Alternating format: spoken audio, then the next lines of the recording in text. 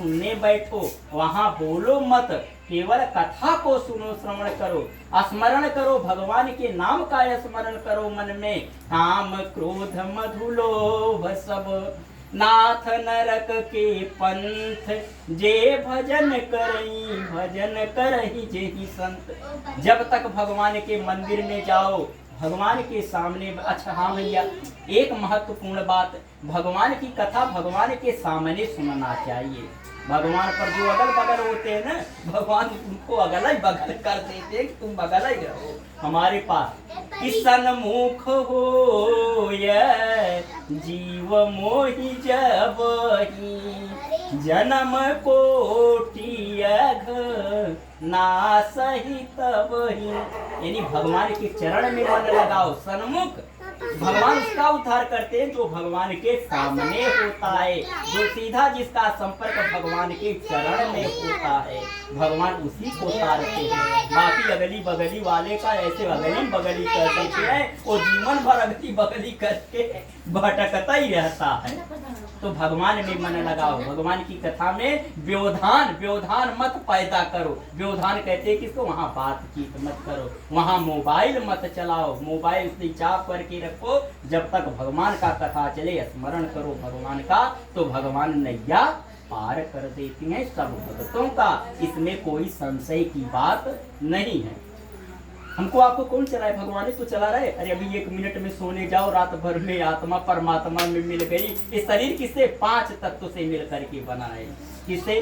कि छिति जल पावको गगन समीरा, पंच तत्व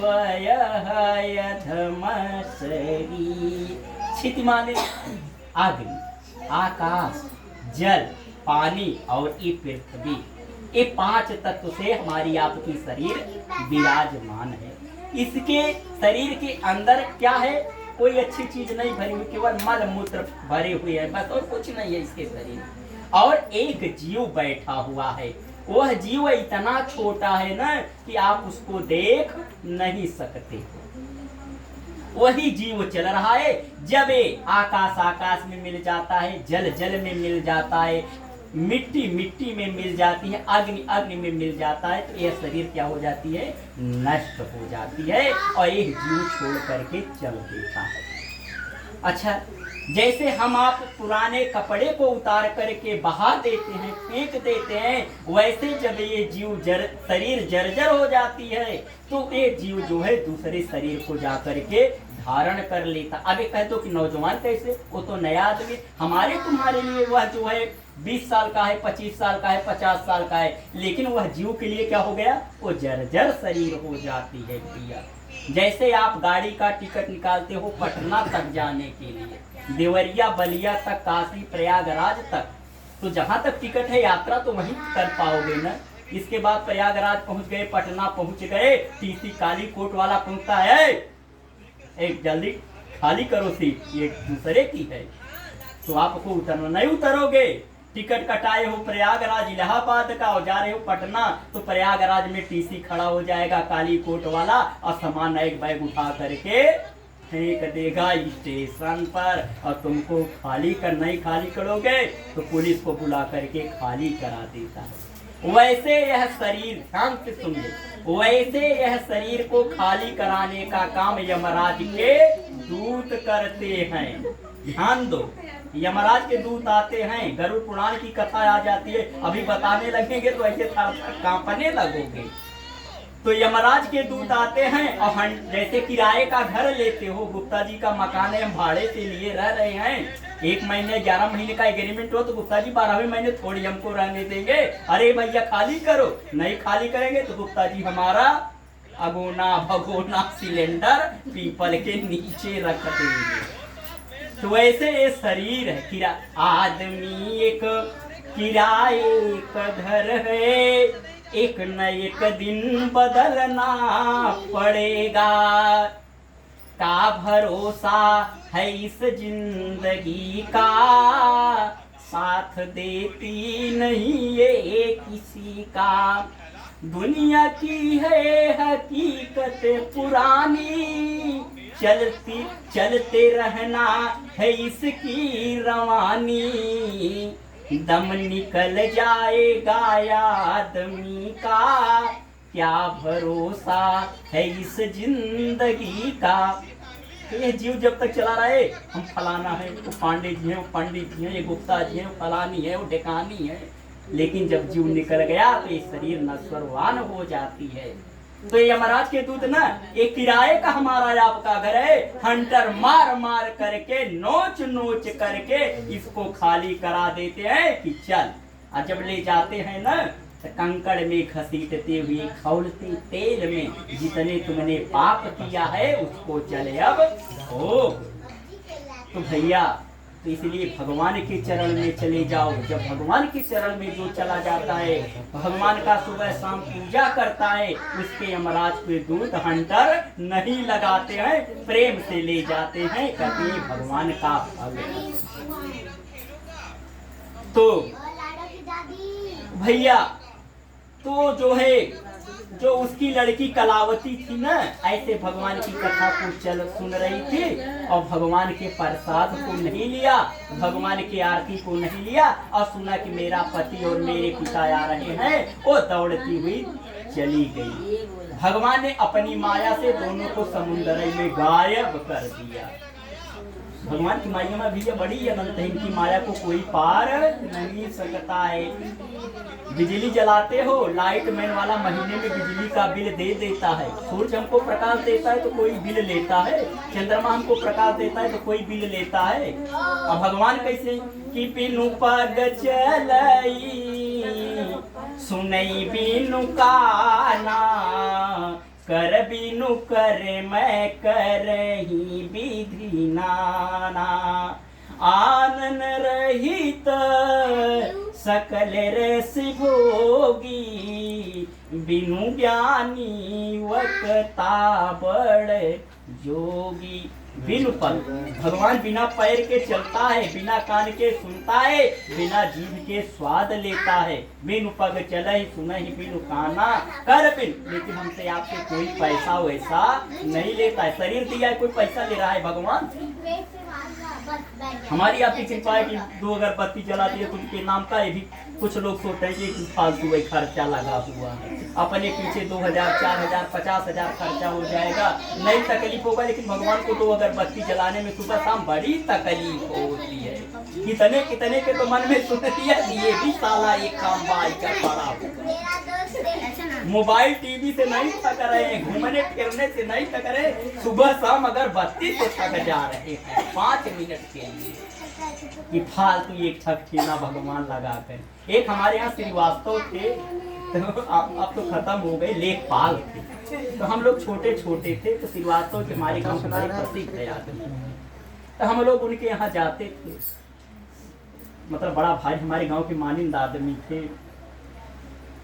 तो श्रीवास्तव जी बोलते थे, मैंने उनकी मुख से बात सुना, कहे कि पंडित जी, हम कहे का, हम लोगों को गुरु महाराज मानते थे। कहे पंडित जी, हम कहे का श्रीवास्तव जी, चाहे छोटा बच्चा चाहे बड़ा, वो पंडित जी कह करके बुलाते थे। कहे पंडित जी, एक बड़ा भारी ठगठेना लगा हुआ है, इससे कोई उपाय बताइए। हम कहे कि लेखपाल साहब, मैं तो छोटा बच्चा हूँ, अरे हमारे बाबा, उस समय हमारे बाबा जिंदा थे, हम कहे हमारे बाबा जी से पूछो तो कोई उपाय तुमको बता देंगे, मैं तो बच्चा हूँ, क्या जानूँ अभी। कहे हम कहे अच्छा, हम कहे कि अच्छा, तब हमारे दिमाग में बात आई, मैं दिमाग चलाया, हम कहे श्रीवास्तव जी अच्छे बताइए क्या प्रॉब्लम समस्या है। तो कहे पंडित जी, रोज सुबह उठो, मंजन करो और उसके बाद स्नान करो, तब का। हमारे गांव में माता जी का बड़ा भारी मंदिर है, 5 मंदिर है ऐसे लाइन से। कहें फिर मंदिर जाओ, हम कहीं तभी का कष्ट है, कहें ये कष्ट नहीं है, रोज अगरबत्ती जलाओ, एक ठगठेना ये लगा हुआ है। तो हम कहे श्रीवास्तव जी, जब ऐसा ठगठेना है तो मत करो। अरे कहें पंडित जी, मन नहीं मांगता है, अब भाई नहीं जाओ तो गांव के लोग कहेंगे अरे श्रीवास्तव तो महाभे है आदमी। हम कहे ना मांगे, देखिए मन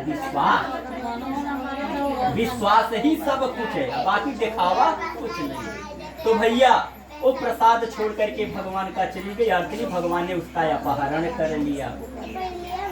वह रोने लगी, चिल्लाने लगी जोर जोर से। भगवान फिर वहां पर प्रकट हो गए। बहन कलावती, तुमने जो है हमारे प्रसाद का अवहेलना किया है, मेरा अपमान किया है, इसलिए तू जा सबसे पहले मेरा प्रसाद ले, तब तेरा पति और तेरा पिता मिल जाएगा। वो दौड़ करके आई जहाँ कथा ऐसे चल रही थी। कथा में भगवान का प्रसाद लिया, आरती लिया, आरती लेकर के फिर गई तो उसका पति और उसके पिता दोनों मिल गए। इस प्रकार से वह खुशी होकर के अपने घर पर आई और सबसे बोली कि सबसे पहले भगवान की जो मान्यता माने हो, भगवान की मान्यता को पूरा करो। सब ब्राह्मण को बुलाओ। ब्राह्मण को बुलाया गया और कलावती, उसकी माता लीलावती, उसका पति और उसके पिता मिल करके भगवान का ऐसे सत्यनारायण का आयोजन किए। भगवान की कथा हुई, पूरे गांव को निमंत्रण दिया। पूरे गांव भगवान सत्यनारायण की कथा सुने। भगवान सत्यनारायण की कृपा से कलावती, लीलावती, उसका पिता, उसका पति, यही नहीं जो जो कथा सुनने आए थे सब पूरा गांव के लोग माला माल हो गए। इस प्रकार से चौथा अध्याय समाप्त। बोलो वृंदावन बिहारी लाल की। भगवान को दूसरा लाइन, लास्ट अध्याय 5वां।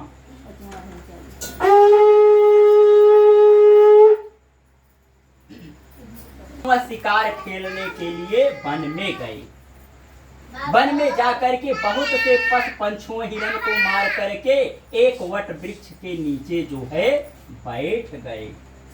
वट वृक्ष के नीचे बैठ गए तो वहां पर गोपगण थे। गोपगण माने छोटी जातियां, जैसे कि यहाँ मुसार छोटी जातियां, वैसे आदिवासी लोग ऐसे भगवान सत्यनारायण की कथा कर रहे थे। सब गोपगण, उनको गोपगण यहाँ कहा गया है, छोटी जातियों को कथा कर रहे थे।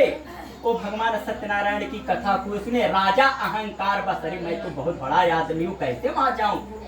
राजा अहंकार बस ना तो भगवान सत्यनारायण की कथा को सुना, ना भगवान का प्रसिद्ध त्याग लिया और जो है वहीं बैठा। गोपगण भगवान सत्यनारायण की कथा को किए, होम किए, आरती किए और प्रसाद ले जाकर के राजा के पास रख दिए। राजा ने भगवान के प्रसाद का जो है परित्याग कर दिया।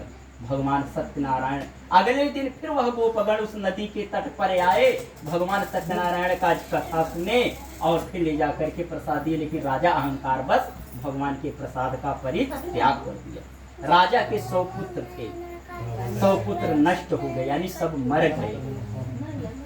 राजा को बड़ी ग्लानि हुई। अगले दिन फिर वह वधी नदी के तट पर पहुंचा। यही गोपगण मिल करके फिर भगवान सत्यनारायण की कथा चल रही थी और जो है राजा जो है तुंगध्वज भगवान के प्रसाद को लिया, आरती लिया, भगवान से क्षमा मांगा कि प्रभु मेरे अंदर अहंकार आ गया था, ये भी आपका एक दिन है, इसलिए मैं नहीं लिया, मैं अपना अहंकार नष्ट कर रहा हूँ और आपकी शरण में आ रहा हूँ, मुझे अपना लीजिए।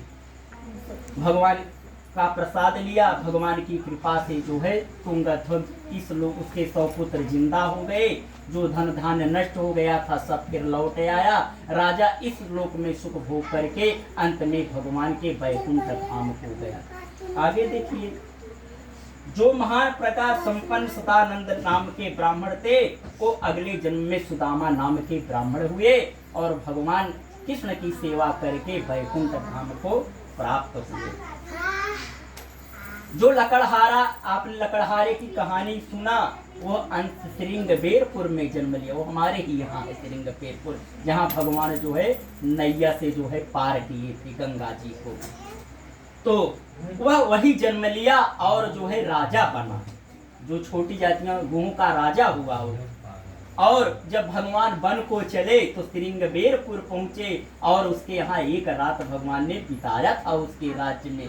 वह भगवान की सेवा, भगवान को चित्रकूट तक लेके आया था और भगवान राम की सेवा करके भैया वो मोक्ष को प्राप्त किया। जो उल्कामुख नाम के राजा थे, जो भी आपने पहले ही अध्याय में उल्कामुख की कथा को सुना, वो अगले जन्म में राजा दशरथ हुए। उनके यहाँ भगवान राम स्वयं जन्म लिए।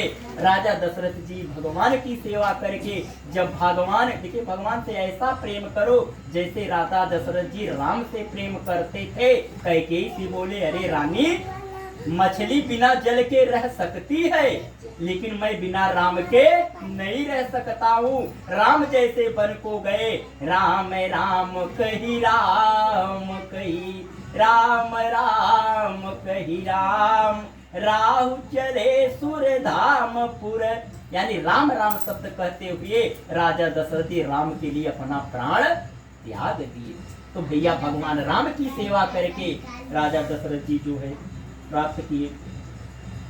और भैया एक मोरध्वज नाम के राजा थे।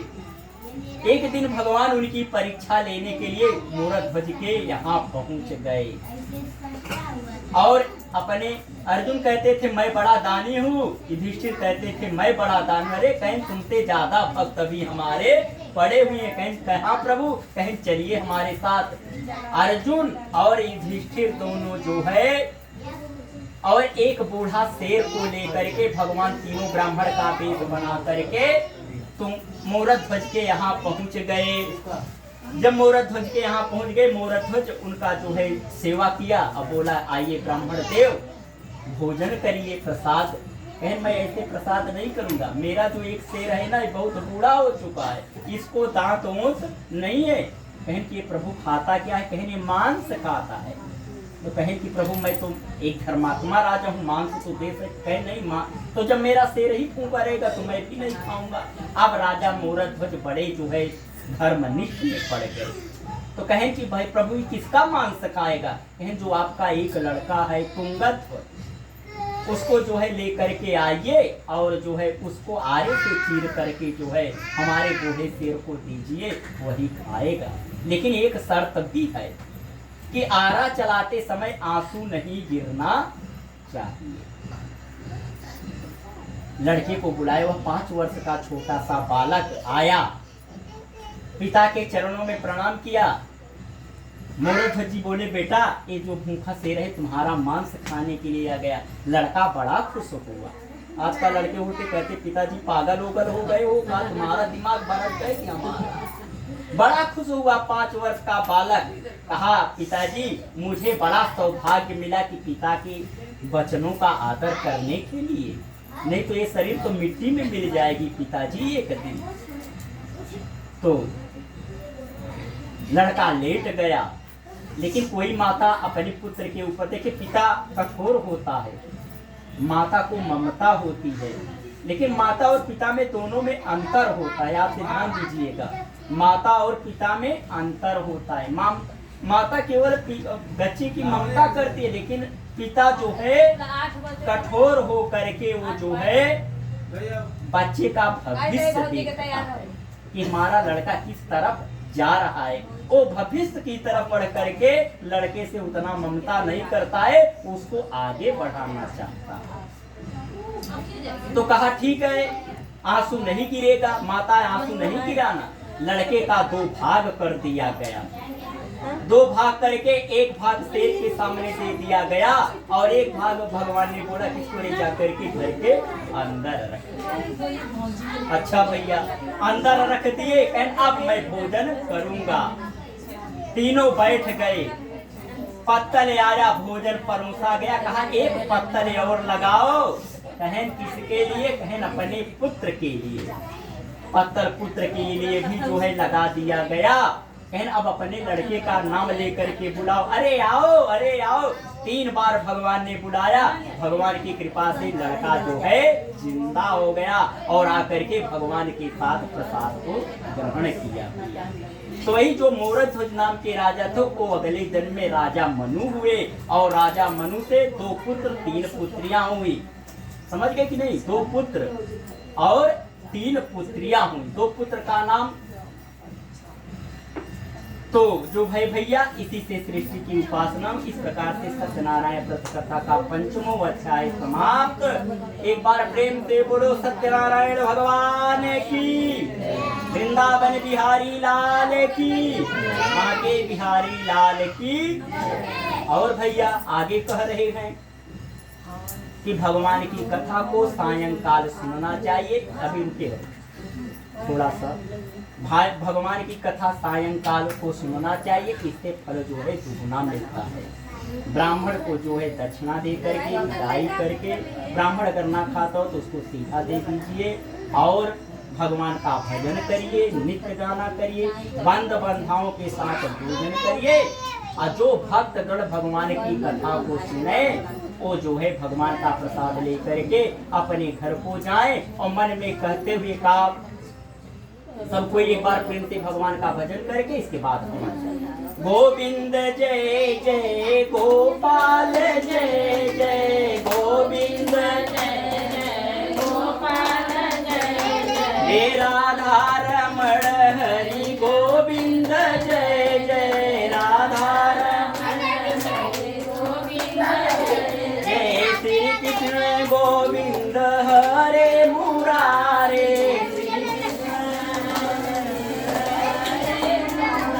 हे नाथ नारायण वासुदेव हे नाथ हे नाथ नारायण वासुदेव हे नाथ हरे राम राम राम हरे हरे हरे राम हरे कृष्ण कृष्ण कृष्ण हरे हरे हरे कृष्ण हरे कृष्ण कृष्ण कृष्ण हरे हरे श्री राम जय जय राम श्री राम राम संकट मोचन जय हनुमान संकट बोलो बांके बिहारी लाल की। चढ़ाई भगवान के ऊपर अब एक ईंटा लगी है।